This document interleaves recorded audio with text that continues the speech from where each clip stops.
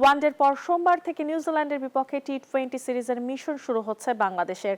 দীর্ঘ বিরতির পর আবারও টি-20 খেলতে নামার নিজের দলকে এবার বাজিয়ে দেখতে চান অধিনায়ক লিটন, যেখানে টিম ম্যানেজমেন্ট এই সিরিজে ঘুরিয়ে ঘুরিয়ে খেলাবেন সকলকে। অন্যদিকে তুলনামূলক অনভিজ্ঞ দল নিয়েও টাইগারদের চ্যালেঞ্জ জানাতে প্রস্তুত কিউই অধিনায়ক টম লাথাম। চট্টগ্রাম থেকে বিস্তারিত জানাচ্ছেন আবরার আল দাইয়ান, ক্যামেরায় ছিলেন শাহিন মিয়া। ওয়ানডে সিরিজের পর এবার নতুন মিশন টিম টাইগার্সের। সোমবার থেকে নিউজিল্যান্ডের বিপক্ষে টি-20 সিরিজে মাঠে নামছে বাংলাদেশ। দীর্ঘ বিরতির পর ছোট সংস্করণে ফিরছে টাইগাররা, আর এই সিরিজ দিয়ে নিজেদের শক্তি সামর্থ্য যাচাই করতে চায় অধিনায়ক লিটন দাস।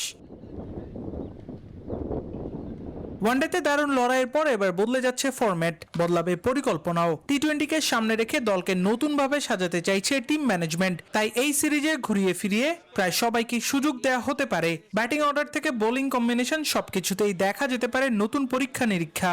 রোটেট করে খেলানো, আর আপনারাও জানেন যে দুজন নেই, তারা বাংলাদেশের জন্য বিগ অ্যাসেট। তো আমি চাই না যে তারা কন্টিনিউ ক্রিকেট খেলে ইনজুরি হয়ে ফিনিশ হয়ে যাক, কারণ সামনে জানেন আমাদের ওয়ানডে ফর্মেটে অনেক গেম আছে, টেস্টও আছে। তো এদিক দিয়ে চিন্তা করে আমরা কিছু কিছু জিনিসের চেঞ্জ করা শুরু করেছি। অন্যদিকে তুলনামূলক অনভিজ্ঞ দল নিয়েও মোটেও পিছিয়ে নেই নিউজিল্যান্ড। কিউই অধিনায়ক টম লাথাম জানিয়ে দিয়েছেন, তরুণদের দিয়ে বাংলাদেশকে কঠিন চ্যালেঞ্জ ছুড়ে দিতে প্রস্তুত তারা। নিউজিল্যান্ড বরাবরই দলগত ক্রিকেটে ভয়ঙ্কর, তাই অভিজ্ঞতার ঘাটতি থাকলেও লড়াইটা সহজ হবে না টাইগারদের জন্য।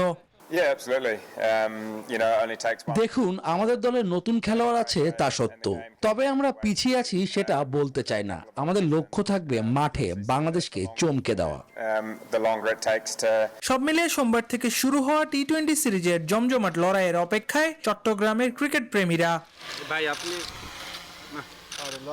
আবরার আল দাইয়ান, নিউজ 24, চট্টগ্রাম।